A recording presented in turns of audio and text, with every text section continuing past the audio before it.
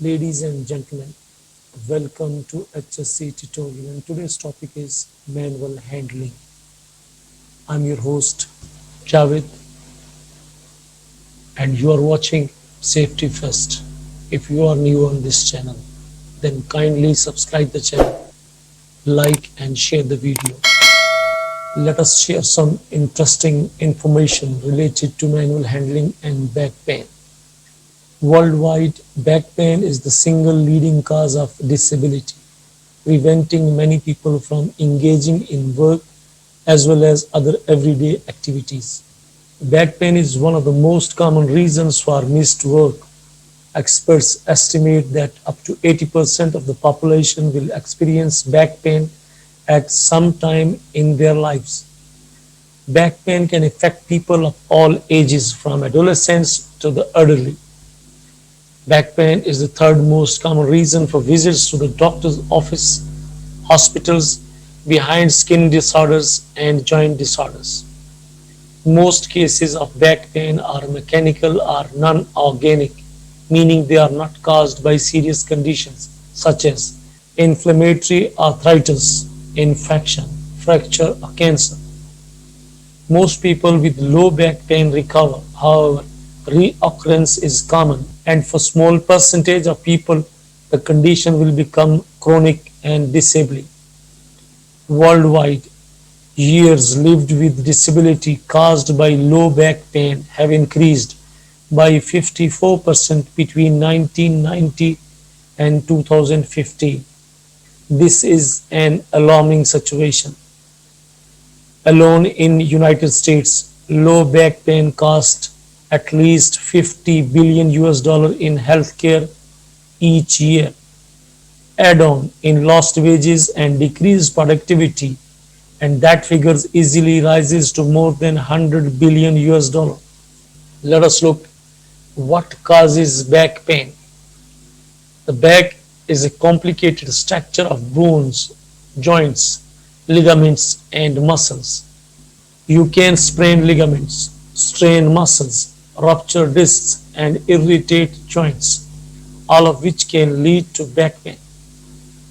While sports injuries or accidents can cause back pain, sometimes the simplest of movements, for example, picking up a pencil from the floor, can have painful results.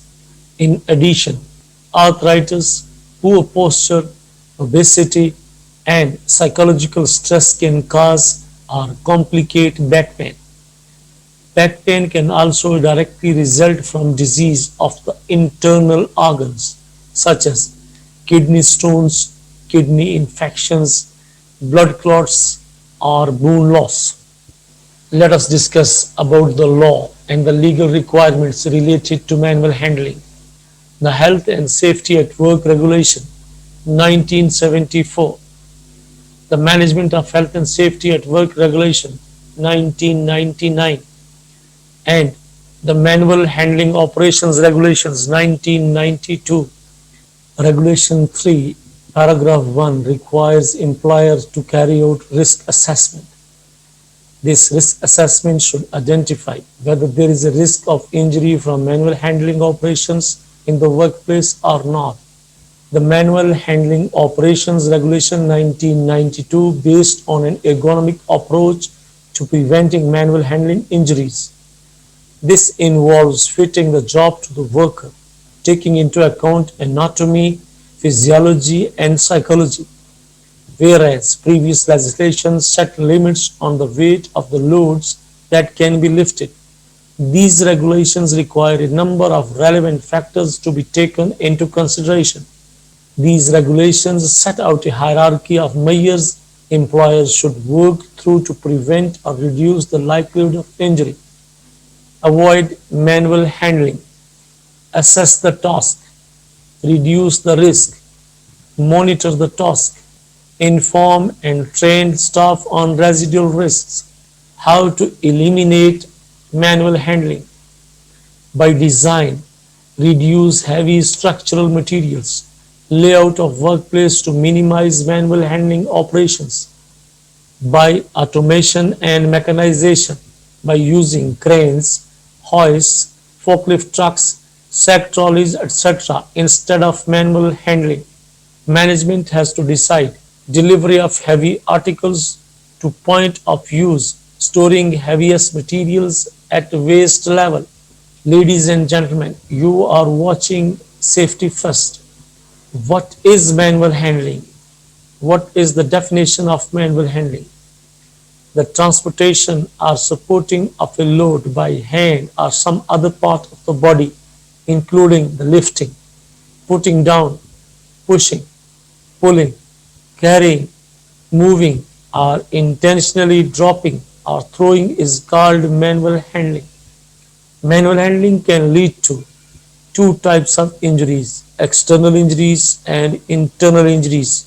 External injuries includes but not limited to cuts, bruises, crush injuries and lacerations, while the internal injuries includes but not limited to tears, hernias and slipped discs, etc. Let us discuss the anatomy of spine. There are three main functions of the spine. Number one, to protect the spinal cord.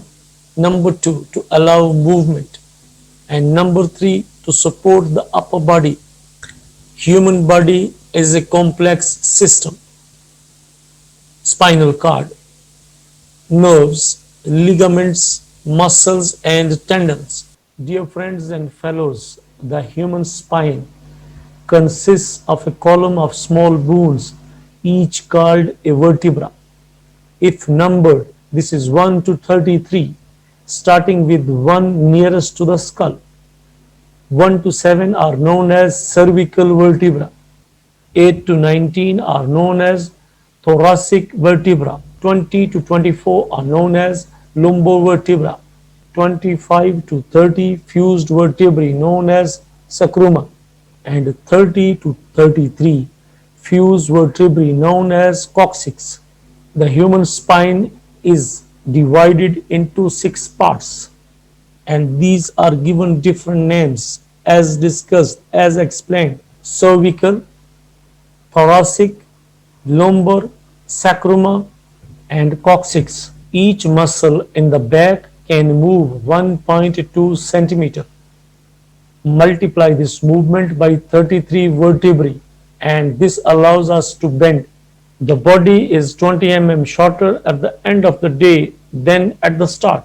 Each vertebrae is separated by a gel-like substance, the disc. These discs bend and stretch as we move, and you can easily find it out in the example. The spine protects the spinal cord. The spinal cord and the nervous system controls all systems in the body.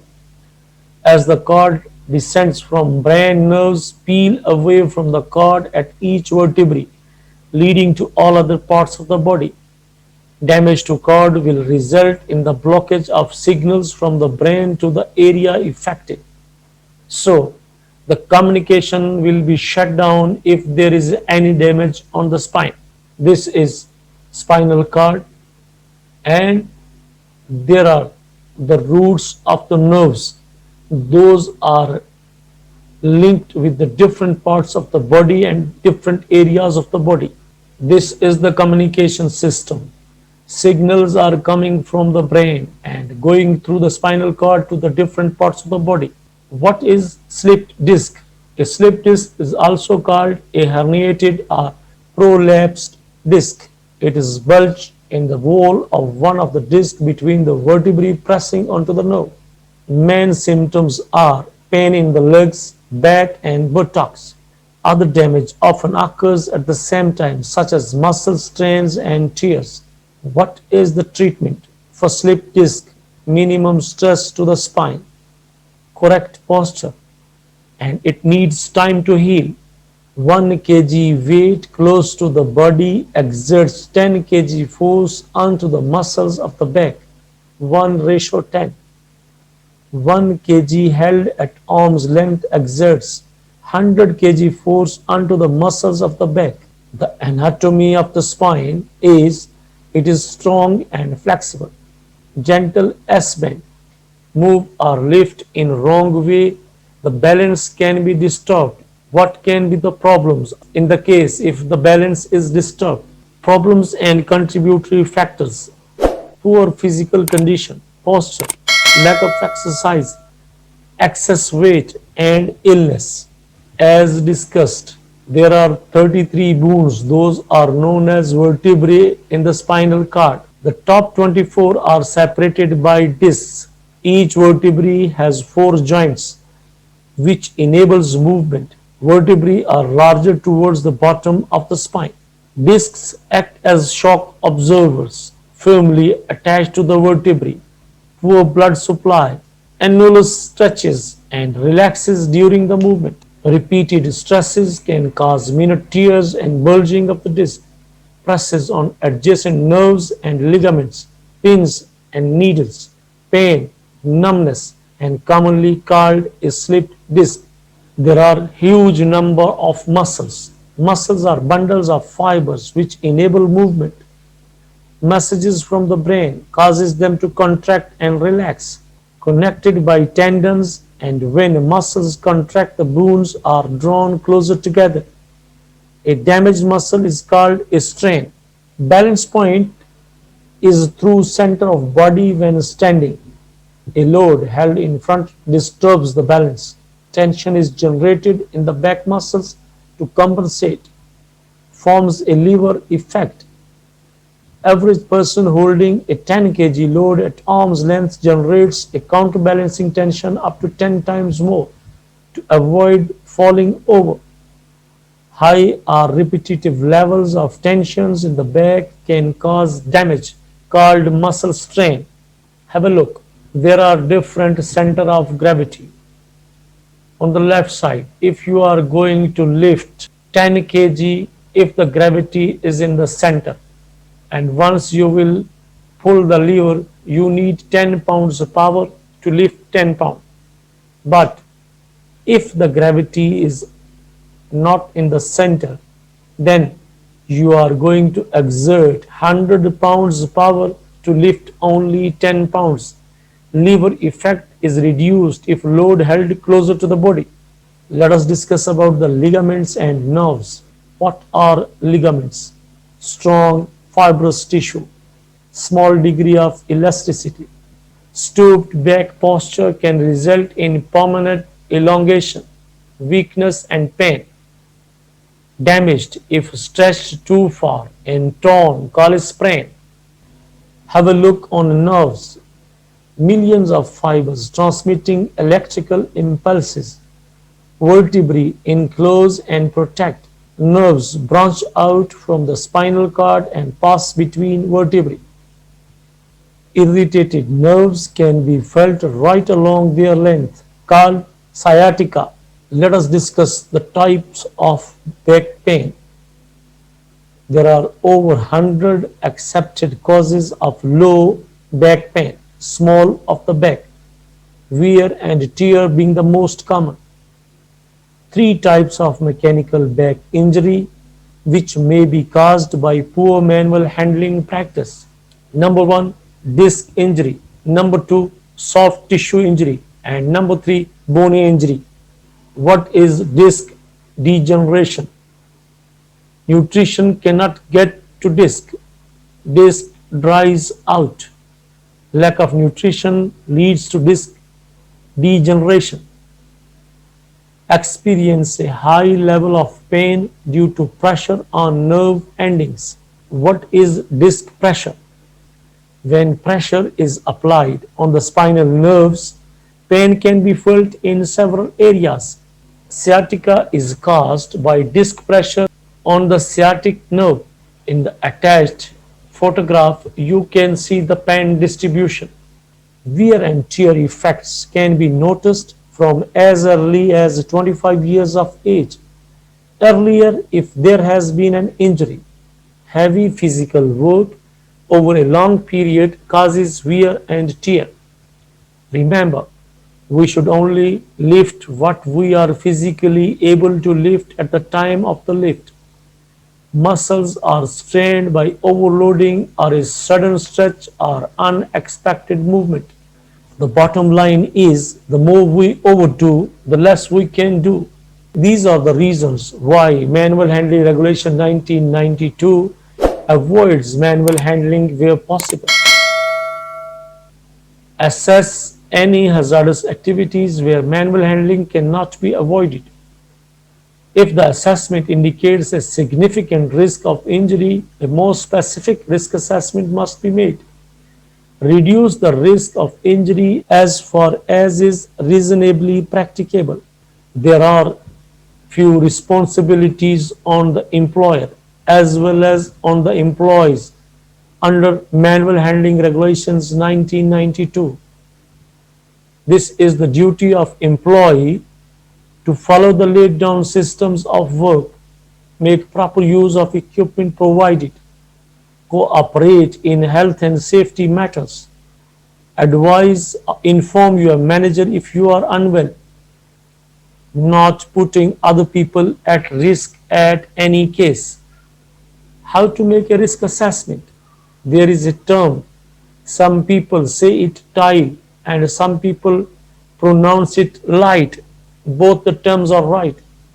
If this is tile, T for task, I for individual capacity or capabilities, L for load, and E for the environment. For the risk assessment of manual handling, someone has to consider these four factors: task, individual capabilities, load, and the environment. Let us discuss these factors one by one. The task: holding loads away from body, twisting, stooping, reaching upwards, large vertical movements, long travel distances, strenuous pushing or pulling, unpredictable movement of load, repetitive handling, insufficient rest or recovery time, and work rate imposed by the process. Within the task, all these factors must be considered while preparing the risk assessment. What to look in the individual capability: sex, it's male or female, physical strength, stature, psych, height, state of health, level of training, hazards to pregnant women, person's perception of their ability, and lastly, if a person is fit or ill. What about the load? Physical weight, it's heavy or it's small. Size, is it bulky? Shape, is it difficult to grasp? Rigidity, contents liable to shift. Outside surfaces, is the surfaces sharp? Stability of contents, is it stable or unstable? And other hazards like hot or cold surfaces. Number 4 factor is the environment. Someone has to look for the constraints on posture, lack of space, poor floor conditions, variations in levels, hot, cold, rain, ice or humid conditions, ventilation, strong air movement, poor lighting conditions, obstacles, and height of work surfaces. There are 4 factors: task, load, individual, and environment. But in each of the segment or in each of the factor, there are a number of other factors. Those must be considered while preparing a risk assessment. That must be comprehensive and practical, that can avoid injury or illness or any potential incident during the operation. To consider other factors: is movement hindered by clothing or personal protective equipment and people? High stress, poor diet, lack of exercise, rushing, pressure of work, showing off, or shortcuts? Let us discuss the practical measures to avoid manual handling injuries. Avoid manual handling as much as it is practicable. If you cannot avoid, then you have to reduce the level of risk. How? by automation and mechanization, team handling, by training, by keeping the loads smaller and lighter, by selecting individual and mechanical aids practically feasible related to that particular load, and good environment, spacing, flooring, temperature, and lighting. If load is too heavy, just get help. During the risk assessment process, identify the elements of significant risk, decide who might be harmed and how, evaluate risks and control measures, record the findings of the assessment, and review or revise the assessment if necessary. If you are interested to relieve fatigue and strain, then you have to practice lifting safely by using correct handling techniques. Ensure good vision. Change position regularly. Avoid overreaching or stretching. Adjust work surface heights. Relax where possible. Use mechanical aids. How it can be done: by planning the route, by assessing the load, correct position of the feet, straight back, correct grip, and lift smoothly.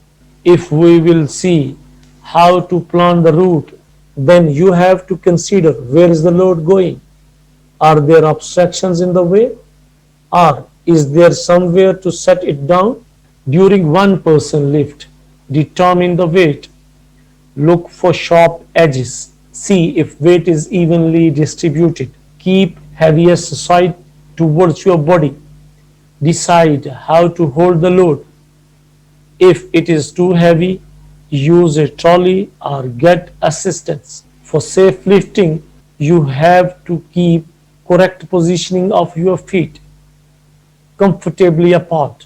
One foot position in direction of the movement, other foot where it can give maximum thrust to the body. To maintain good balance, feet should never be too close together on the ground.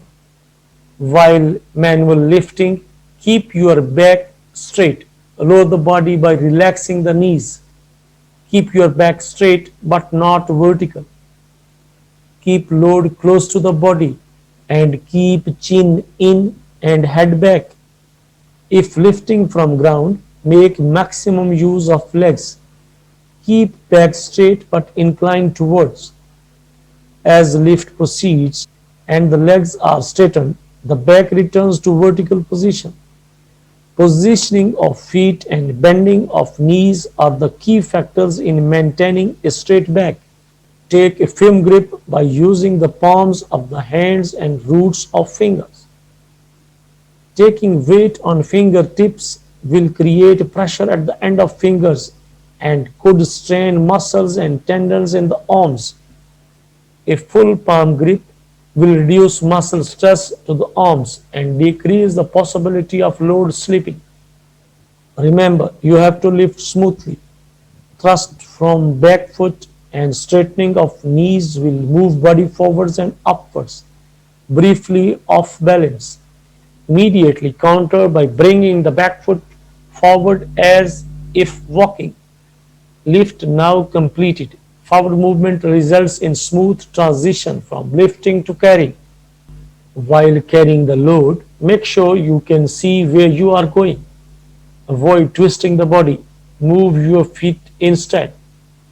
If you need to change your grip, set the load down, not while you are walking. While setting the load down, use the correct stance for lifting and set the load down gently.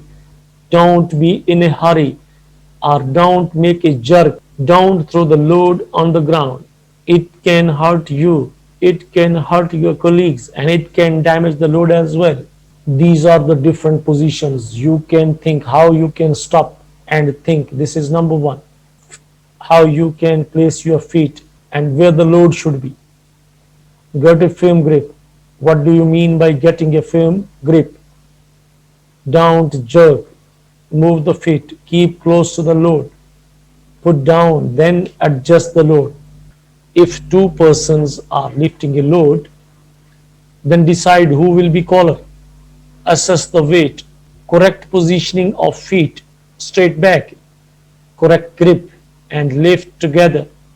The caller coordinates the lift and ensures each lifter knows what to do and when to do. Ladies and gentlemen, let us discuss few tips to prevent back pain. There are several simple strategies that can help us to prevent the back pain or the back injuries. Among them, maintain a healthy diet and weight. Avoid prolonged inactivity or bed rest. Warm up or stretch before exercising or physical activities. Maintain proper posture. Wear comfortable, low-heeled shoes. Sleep on a mattress of medium firmness to minimize any curve in your spine. When lifting an object, lift with your knees. Keep the object close to your body and don't twist. Quit smoking. Smoking impairs blood flow, resulting in oxygen and nutrient deprivation to spinal tissues. What can be done? Minimize problems with your back by exercises that tone the muscles in your back, hips, and thighs. Before beginning any exercise program, you should check with your doctor. This is particularly important if you are pregnant or have a history of back injury or back pain. Exercise regularly, every day. Warm up slowly. A brisk walk is a good way to warm up. Inhale deeply before each repetition of an exercise and exhale when perform each repetition. Wall slides to strengthen your muscles. Stand with your back against a wall. Feet shoulder width apart. Slide down into a crouch with knees bent to 90 degrees. Count to 5 and slide back up the wall. Repeat 5 times. Leg raises to straighten back and hip muscles. Lie on your stomach. Tighten muscles in one leg and raise leg from floor. Hold for count of 10 and return leg to floor. Do the same with your other leg. Repeat 5 times with each leg. These are the different exercise practices. Leg raises to strengthen back and hip muscles. Lie on back, arms at your sides. Lift one leg off floor and hold for count of 10. Do the same with the other leg. Repeat 5 times with each leg. If this is too difficult, keep one knee bent and the foot flat on the floor while raising other leg. Leg raises while seated. Sit upright. Legs straight and extended at an angle to floor. Lift one leg waist high. Slowly return to floor. Do the same with the other leg. Repeat 5 times with each leg. Partial sit up to strengthen stomach muscles. Knees bent and feet flat on floor. Slowly raise head and shoulders off floor and reach both hands towards your knees. Count to 10 and repeat this for 5 times. Remember, exercises are helpful to support or keep your back healthy. Lie on back, knees bent, feet flat on floor. Raise knees towards chest. Place hands under knees and pull knees to chest. Don't raise head. Don't straighten legs as you lower them. Start with 5 repetitions several times a day. This is to decrease the strain on your back. The other exercise is lie on stomach, hands under shoulders, elbows bent and push up. Raise top half of body as high as possible.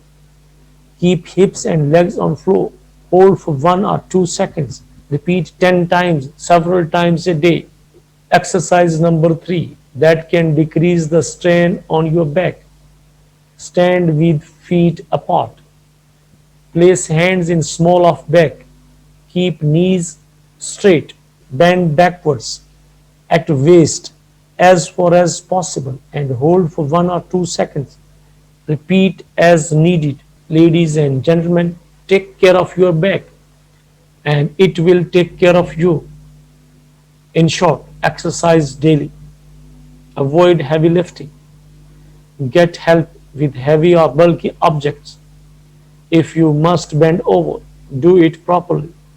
Avoid twisting at the waist when carrying objects, and always watch where you are going. The golden rules to remember: to maintain your back safety and to avoid your back pain. Plan the route, the lift, and the set down point. Position your feet, bent knees, straight back, firm grip, lift smoothly, move the feet, don't twist your body, keep the load close to the body, put down smoothly, then adjust for final position.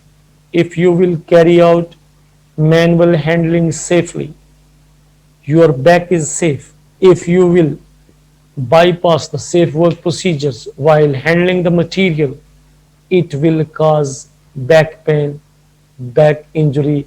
It can happen with any person in any age, and lastly, it can lead to disability. This is up to you, that you are going to follow the safe work practices or you are going to ignore the safety instructions. Training session is over now. If you have any question, please ask in the comment section down below. Thanks for watching, and don't forget to like and share the video. Hope to see you soon with the new HSC tutorial. Till then, take care, good luck, and Allah Hafiz.